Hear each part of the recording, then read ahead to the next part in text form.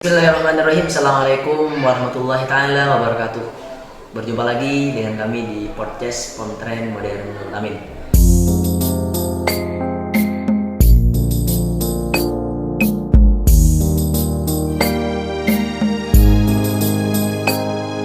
Awali pagi yang begitu indah ini dengan senyuman, karena senyuman adalah suatu bukti yang menunjukkan kepribadian. Tersenyumlah di pagi hari, maka engkau akan senantiasa tersenyum sepanjang hari. Di Zawi Imron, Budaya Madura pernah mengatakan seperti itu. Karena senyuman merupakan suatu simbol akan kesemangatan kita untuk menjalani dan mengaplikasikan perjalanan hidup sepanjang hari yang akan kita laksanakan. Kemarin adalah suatu pelajaran, hari ini adalah buktian, dan besok adalah harapan. Maka hari ini adalah milik Anda. Jadikan hari ini sebagai suatu momentum agar Anda memiliki suatu prinsip untuk menunjukkan gairah dalam hidup kalian. Maka dari itu, awali pagi ini dengan senyuman. Dengan nikmat Allah yang Allah kasih kepada kita, bersyukur bitalafud alhamdulillah, dan bersalat bitalafud Allahumma sholli ala sayyidina maulana Muhammad. Semoga Allah tetap memberikan kasih sayang kepada kita, rahman rahimnya Allah semoga tetap dikasih kepada kita sebagai umat muslim. Manusia harus memiliki tujuan dalam hidupnya, karena prinsip harus ditanam. Menjadi orang luar biasa harus dengan cara yang ekstra. Jangan pernah mengharap menjadi orang luar biasa jika caramu biasa-biasa. Kebanyakan dari orang sekarang tidak memiliki tujuan dan tidak memiliki prinsip dalam hidupnya, sehingga mereka begitu lalai dan tidak memiliki tujuan akhir, ending, happy ending, or sad ending dalam hidupnya, sehingga menimbulkan suatu frustasi dan semacamnya. Maka jangan pernah mengharap menjadi orang yang luar biasa jika cara kita biasa-biasa. Kita dianjurkan dan dikasih jalan oleh Allah di mana yang baik, di mana yang buruk. Sebagai satu perbandingan dan analogi adalah ketika kita ujian, di sana akan ada beberapa pilihan. Kalau kita cerdas dan bisa milih yang benar, maka kita akan memiliki nilai yang baik. Sama dengan Allah. Allah uji kita dengan jalan yang baik, dengan jalan yang buruk. Di mana jalan yang akan kita pilih? Kalau kita berhasil memilih jalan yang baik, berarti kita lulus di hadapan Allah. Dan bila mana kita memilih jalan yang buruk, berarti kita gagal di jalan Allah. Semoga kita terpilih dengan Allah dan kita lulus di jalan Allah. Amin, amin ya rabbal alamin. Sesuai dengan apa yang kami katakan tadi, kita awali pagi hari ini dengan senyuman, karena senyuman yang merekah di pagi hari menunjukkan kesemangatan sepanjang hari. Sukses merupakan suatu pilihan. Sukses merupakan suatu pilihan. Karena orang sukses tanpa sekuat tenaga untuk meraihnya tidak akan pernah bisa.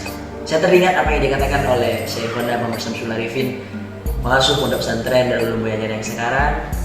Tidak ada takdir itu masuk pada cita-cita, yang ada cita-cita masuk takdir.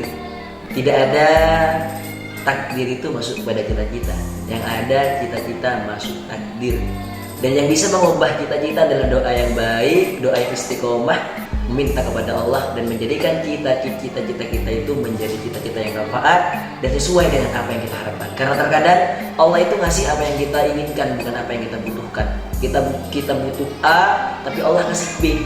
Karena Allah itu ngasih apa yang kita butuhkan, bukan apa yang kita inginkan. Karena Allah itu ngasih apa yang kita butuhkan, bukan apa yang kita inginkan. So, bagi kita, ayolah kita lanjutkan prestasi kita, tunjukkan kemampuan kita, karena pada hari ini, pada zaman sekarang adalah zaman yang modern. Bila mana kita tidak memiliki skill yang baik, tidak memiliki kemampuan yang baik, kita akan dikesampingkan. Maka dari itu, kita sebagai santri utamanya memiliki skill dan kemampuan yang mumpuni agar kita menjadi pendobrak peradaban, menjadikan oretan baru bagi sejarah.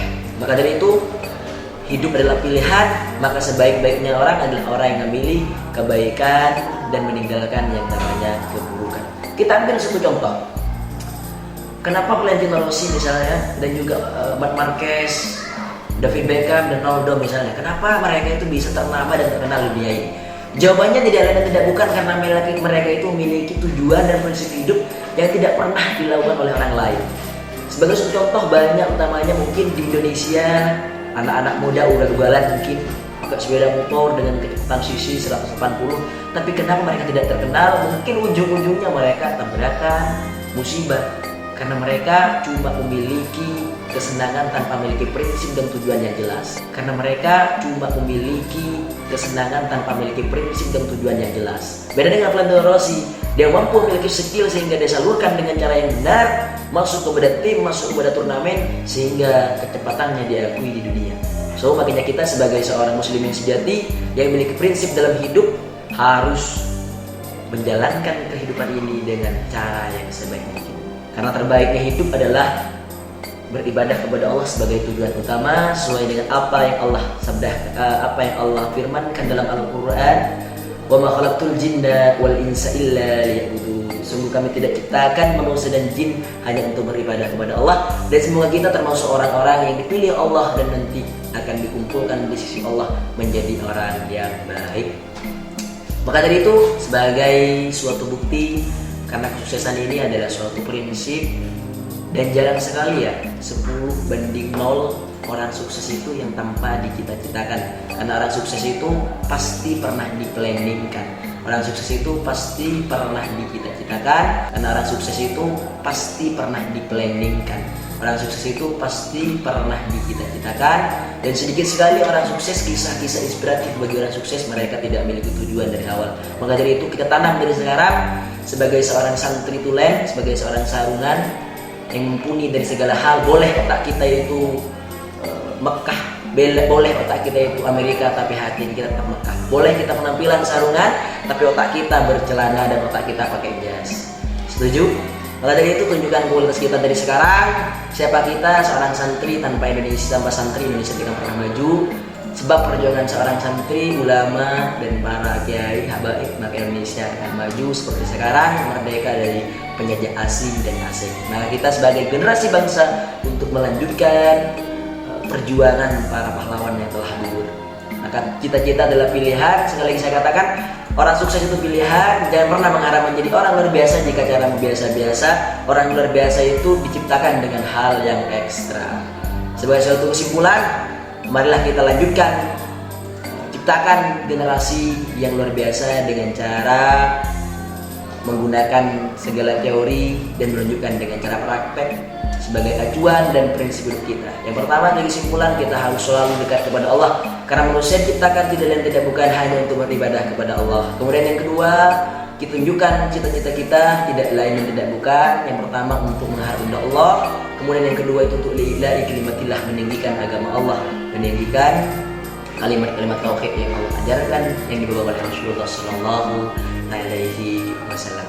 Sebelum tutup, saya akan membawakan satu kisah menarik mungkin tentang suatu yang mungkin tidak direncanakan dulu. Bagaimana seorang yang baik akan dikenang dan seorang yang buruk pasti akan dikenang.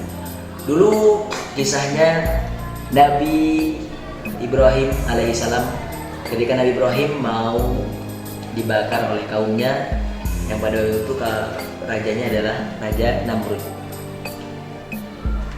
Ketika Nabi Ibrahim mau dibakar, ada dua hewan yang begitu menarik untuk kita sisihkan kisahnya.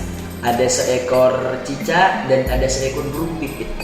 Seekor cicak ini meniup apinya agar api tersebut semakin besar. Secara kasat mata dan secara logika, otomatis cicak yang kecil tidak akan pernah bisa menjadi bumbu dan membakar begitu besar bagi api yang sudah membakar kayu untuk pembakaran Nabi Ibrahim.